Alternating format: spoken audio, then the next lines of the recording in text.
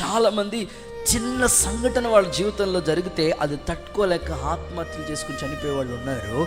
ఇంకా నువ్వు సజీవంగా ఉన్నావంటే అది దేవుని కృప కాదా? దేవుడు నిన్ను నడిపిస్తున్న మార్గం కాదా?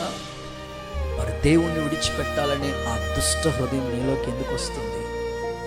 అందుకని ఈ హృదయాన్ని నువ్వు కాపాడుకోవాలి. దేవుణ్ణి విడిచిపెట్టే విశ్వాసం లేని దుష్ట హృదయం మీలో ఉందేమో జాగ్రత్తగా చూసుకోండి అంటున్నాడు.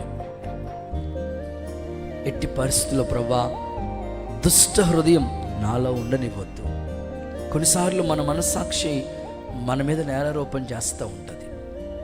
ఏం చేశాడండి ప్రభు దగ్గరికి నేను రావాలండి అని వాళ్ళ మనస్సు అనిపిస్తూ ఉంటుంది. కొన్నిసార్లు నేనంటాను, ఏం చేశాడో కాదు, అసలు బతుకున్నామంటే దేవుని కృప. అంతకన్నా ఏం చేయాలి ప్రభు మనకి?